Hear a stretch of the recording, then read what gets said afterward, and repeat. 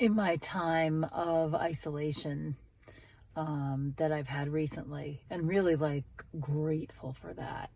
I know not many have that moment to themselves, and I have the luxury of solitude. I really do. So, um, what I got some really good, strong flashes of, because it's something I continue to develop, is a sense of I trust me.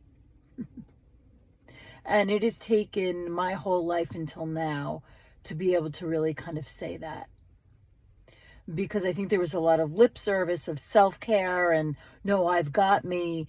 But there was a lot of second guessing of my intuition. There was a lot of not leading with my heart, like reasoning everything out to the point where I would kind of dissuade myself.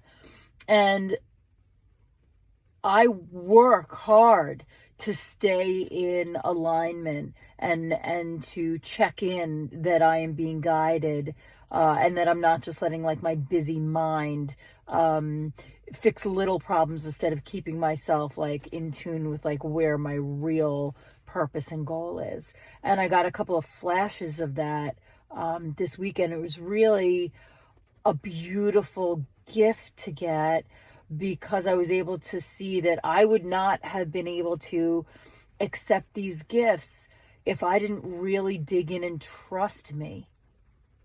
I spent a lot of my life looking for that center point in someone else, or in the union of me joining with a man. And what I have come to find is that you do your union such a disservice if that is what you come to it with. Not that you don't, I don't know that I want to use the word need, but not that you don't really desire each other's support or really want each other in your life, but that sense of I need you to fix me, to make me feel safe, to complete me. You're my other half, all those kind of platitudes that we've been taught for a young age.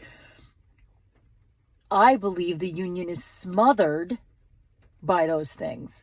I believe the union is stronger and released and freer by allowing you to be the focal point, and then your partner to be their own focal point, and then your union is a third focal point.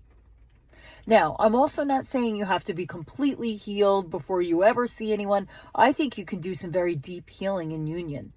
Very deep healing. And I don't think that you need to hide your heart away in order to heal yourself, even while in a partnership. I think you can do that. I think first of all, I do think that it is almost impossible to heal in a vacuum.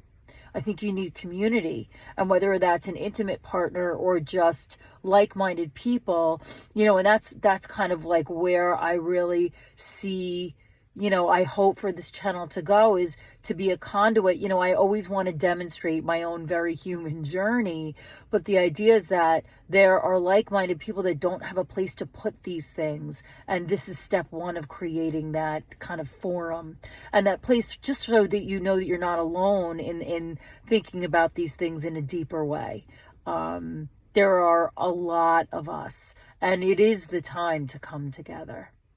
It is the time to come together, because we do need that critical mass if we love this planet and we want to serve it properly.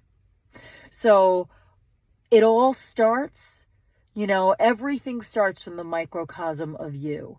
Now, there is divinity within you, but just to temper any egoism, think of like you among, the galaxy, the stars. But if you don't start with yourself, with compassion and healing, I mean real healing, I mean getting out of the story, how can you possibly affect change around you in your local relationships? And then beyond that, how can that butterfly effect change people beyond them, and beyond that, and beyond that, and vibrationally, you have the power to change the world. But it has to start with you. And it has to start with you really getting clear and honest. And let me tell you that most of that stuff is not very easy to see. But also, let me tell you, that ongoing journey is rewarding in itself. The process is rewarding. And along the way, you will find like-minded people that are doing that same work, that are here to name themselves. And that's what I invite you to do today. Call yourself by name and name yourself. Bring the core of you into existence with recognition.